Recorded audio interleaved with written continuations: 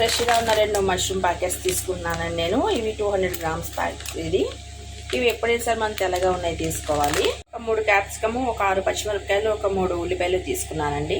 Mushroom ఎప్పుడైనా సరే శుభ్రంగా కడగాలండి. ఇలా మట్టిగా ఉన్నట్టు ఉంటాయి.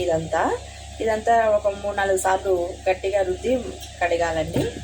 మిర్చి, ఆనియన్, క్యాప్సికమ్ కట్ చేసి పెట్టుకున్నానండి. ఆయిల్ వేసాను. కొంచెం చెక్క, 3 లవంగాలు, ఒక ఇలాచీ వేసాను. కట్ చేసి పెట్టుకున్న ఆనియన్స్ వేస్తున్నాను. పచ్చిమిరపకాయలు కూడా వేసానండి. దీనిలో ఇప్పుడు 1 స్పూన్ అల్లం వెల్లుల్లి పేస్ట్ వేస్తున్నానండి. వేసి మొత్తం అంతా ఒకసారి కలుపుకోవాలి. 1 స్పూన్ వరకు సాల్ట్ వేస్తున్నాను. ఉల్లిపాయలు అవంతా బాగా కలిపి కొంతసేపు మూత పెట్టి ఉంచాలండి. దానిలో ఇప్పుడు ఒక అర కొబ్బరి మనం పేస్ట్లా చేసి దానిలో వేయాలండి. ఉల్లిపాయ మగ్గిందండి. ఇప్పుడు ఒక 1/2 స్పూన్ పసుపు వేస్తున్నాను. 1 స్పూన్ ధనియాల పొడి వేస్తున్నాను. ఇప్పుడు మొత్తం అంతా ఒకసారి కలపాలి. ఒక 1/2 స్పూన్ కారం వేస్తున్నానండి. మొత్తం కలిపేసేయాలి ఒకసారి. తర్వాత మనం కట్ చేసి పెట్టిన క్యాప్సికమ్ ఉన్నాయి కదా, క్యాప్సికమ్ దీనిలో వేసుకుని మొత్తం అంతా కలపాలి.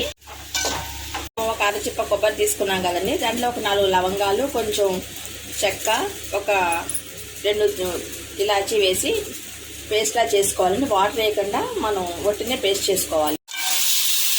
మష్రూమ్ని ఇట్లా కట్ చేసుకున్నాండి. చిన్నవైతే 2 గాను, పెద్దవైతే 4 ముక్కలుగా కట్ చేశాను.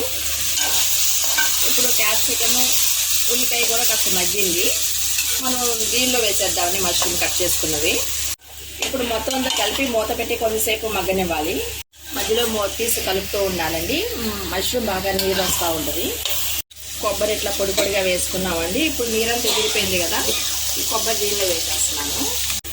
కొబ్బరి వేసేసి మొత్తం అంతా బాగా కలపాలండి. కూర అంతా కంప్లీట్ అయిపోయిందండి. కొత్తిమీర వేసేసాను. వేడివేడిగా మష్రూమ్ క్యాప్సికమ్ కర్రీ రెడీ అయిందండి. ఇది చపాతీలోకి, రైస్లోకి, పుల్కాలోకి కాంబినేషన్ బాగుంటుంది. మంచి ప్రోటీన్ ఫుడ్ ఇది వీక్లీ వన్స్ అయినా మనం చేసుకోవాలి. ఈ రెసిపీ మీకు నచ్చినట్లయితే లైక్ చేయండి, షేర్ చేయండి, సబ్స్క్రైబ్ చేసుకోండి. Thank you for watching.